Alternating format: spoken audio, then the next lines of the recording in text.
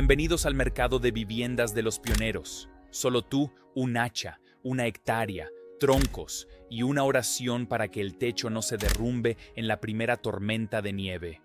Para los colonos que se movían al oeste en los siglos XVIII y XIX, las cabañas de troncos no eran una elección.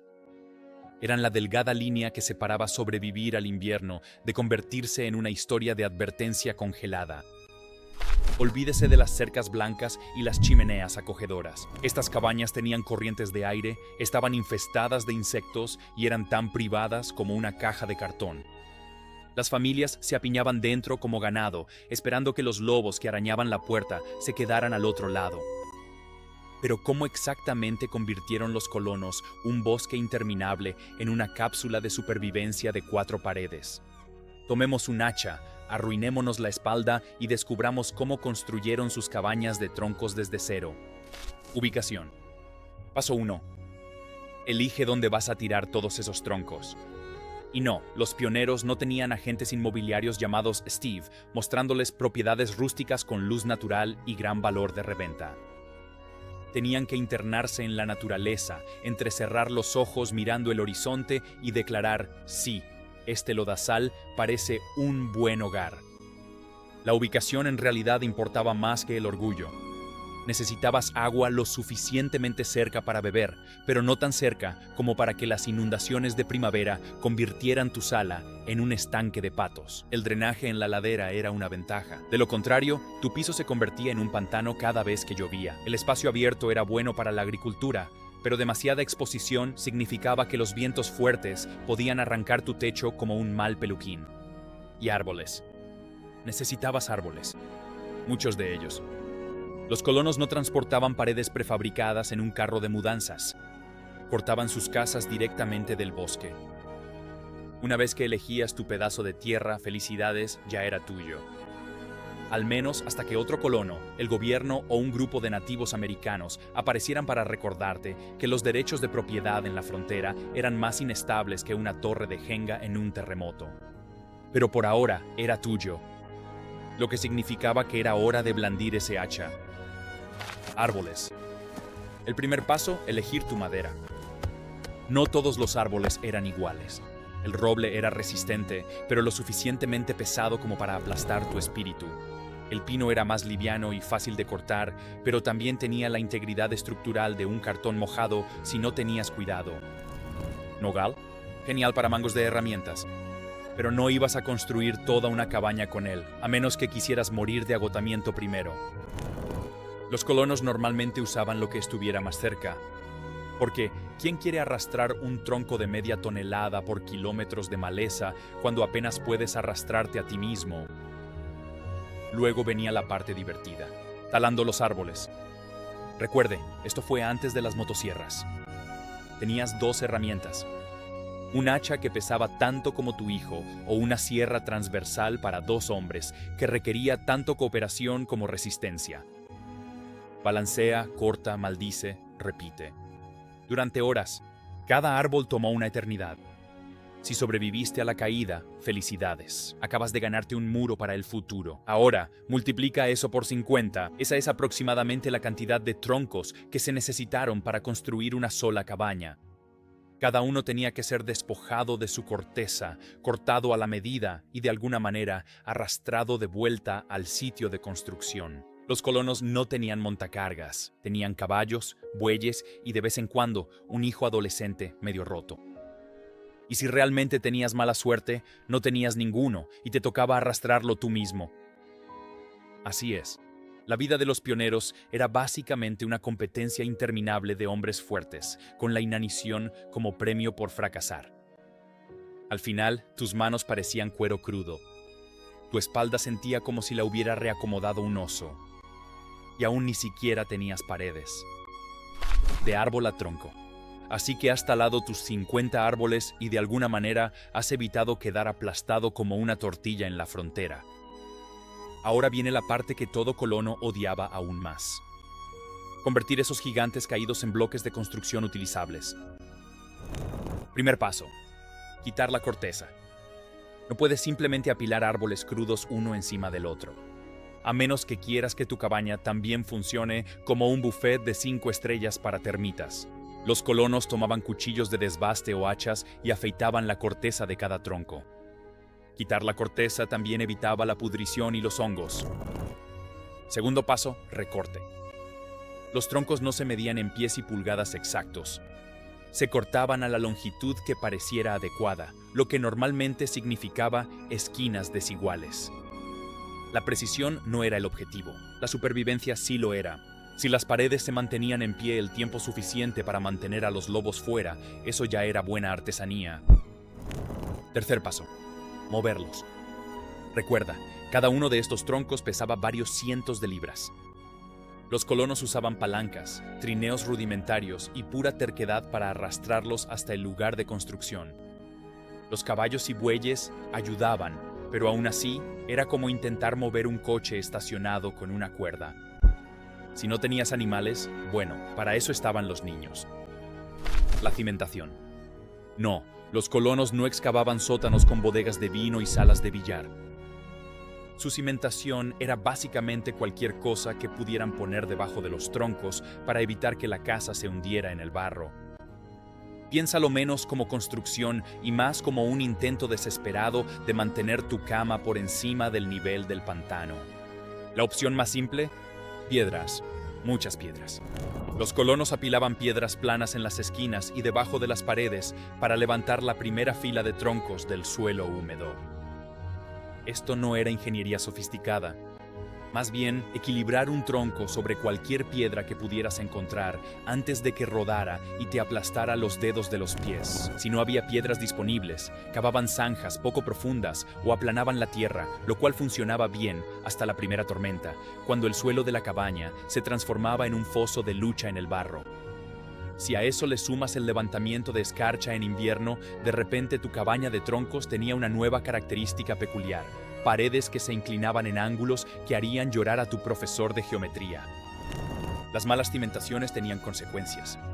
Troncos podridos, suelos inundados, alimañas mudándose y viviendo gratis. Pero los colonos no tenían tiempo para la perfección. Ellos estaban persiguiendo, por favor, que mi familia no muera este invierno.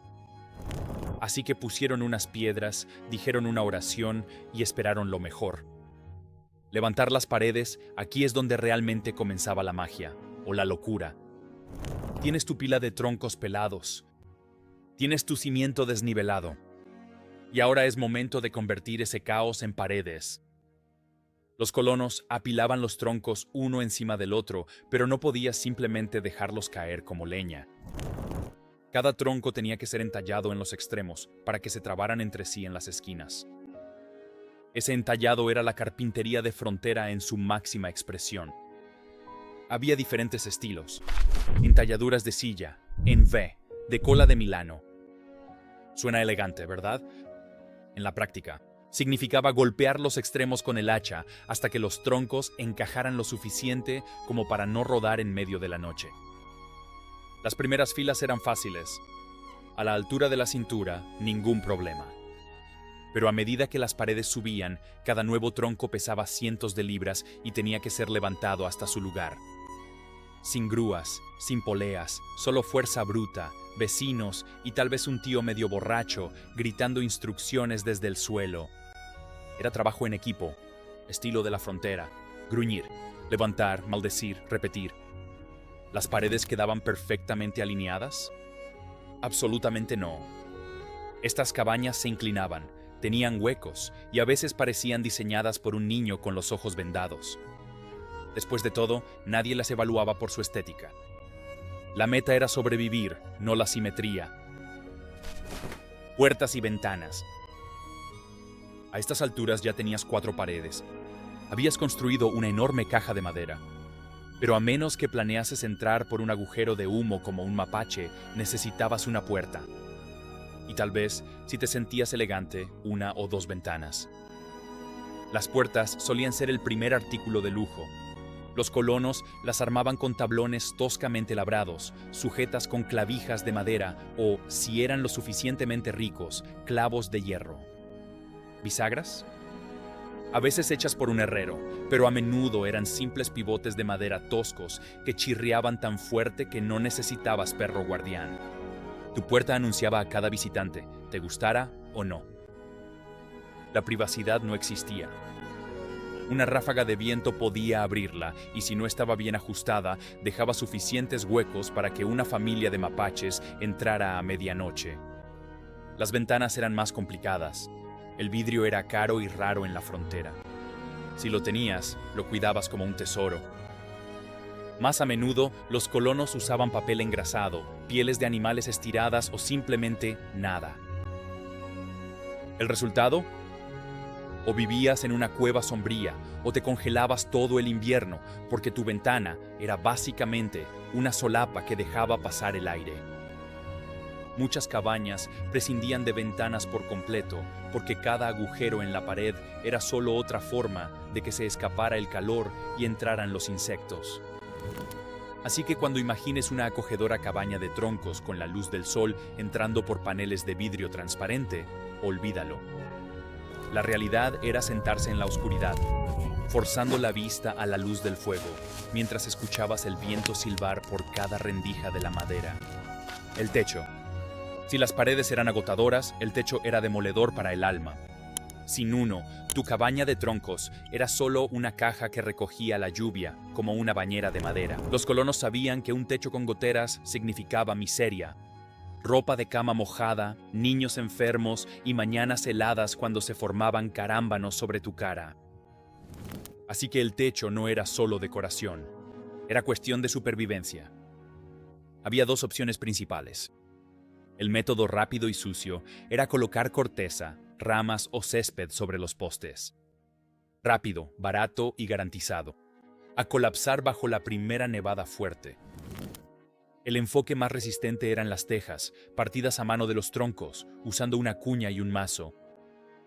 Imagina tomar otra pila de árboles y golpearlos hasta convertirlos en tablillas delgadas, una por una, hasta tener suficientes para cubrir toda la casa. Si tus brazos aún no eran de fideos, esta etapa se aseguraba de que lo fueran. Los techos de tejas eran mejores, pero no perfectos. Los colonos no tenían membranas impermeables, ni papel de alquitrán, ni selladores de ferretería. En su lugar, usaban musgo, arcilla o barro para tapar los huecos. La primera tormenta ponía a prueba tu destreza. Si te caía una gotera encima, mala suerte. Volvías a subir, untabas más barro y esperabas que la próxima tormenta no se lo llevara todo. Dentro de la cabaña.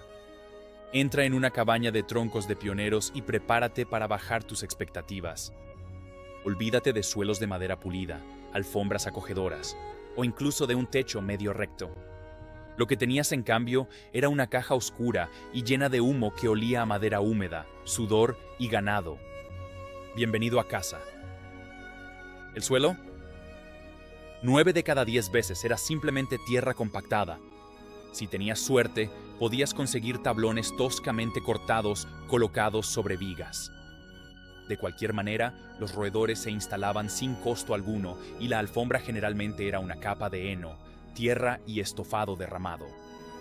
Los zapatos no eran opcionales, eran supervivencia. La calefacción y la cocina se realizaban en el mismo lugar. La chimenea, construido con piedras toscas o arcilla, funcionaba también como horno, calentador y máquina de humo de interior. Si lo construiste mal, el humo no subió por la chimenea, te fue directo a la cara. Las familias pasaban los inviernos tosiendo como fumadores empedernidos, con los ojos ardiendo, mientras la carne se asaba en el fuego y las chispas amenazaban con quemar todo el lugar. Pero oye, al menos estabas calentito más o menos. Los muebles eran igualmente rústicos. Mesas, bancos y camas fueron construidos a partir de troncos y tablones sobrantes. Comodidad, cero. Durabilidad, cuestionable. Pero a los colonos no les importó. Un taburete tambaleante era mejor que estar en cuclillas en el suelo de tierra. Los colchones estaban rellenos de paja, hojas o cualquier material suave que pudieras encontrar. Dormir bien era una fantasía. Entre insectos, corrientes de aire frío y la vaca de tu vecino roncando en la esquina. El descanso era escaso. Sí, los animales a veces compartían el espacio. Los pollos, las cabras e incluso los terneros se mantenían en el interior para obtener calor y protección. Tu acogedora cabaña a menudo sonaba más como un granero. La privacidad era inexistente. Familias de 6 o 7 personas apiñadas en una habitación, todos comiendo, durmiendo y discutiendo al alcance de la mano. Aislamiento y rejuntado. Tienes paredes, por así decirlo. El problema es que los registros no encajan como piezas de un rompecabezas. Dejan huecos, brechas lo suficientemente anchas como para dejar entrar el viento, la lluvia y todos los insectos dentro de un radio de 5 millas. Entra el calafateo, la respuesta de los pioneros al aislamiento. El chinking era básicamente masilla fronteriza. Los colonos rellenaron los espacios entre los troncos con lo que tenían a mano: barro, arcilla, paja, musgo, hierba, incluso pelo de animales. A veces mezclaban todo hasta formar una pasta repugnante y la metían en cualquier grieta que encontraban. Se veía terrible, pero si mantenía afuera lo peor del frío, ¿a quién le importaba? La perfección era para las catedrales. Esto era arquitectura de supervivencia. Por supuesto, esa mezcla no duraba. La lluvia se llevaba el barro. Los animales sacaban el musgo para usarlo como material de nido. A los insectos les encantaba excavar en el relleno blando, convirtiendo tus paredes en un hotel de insectos al aire libre.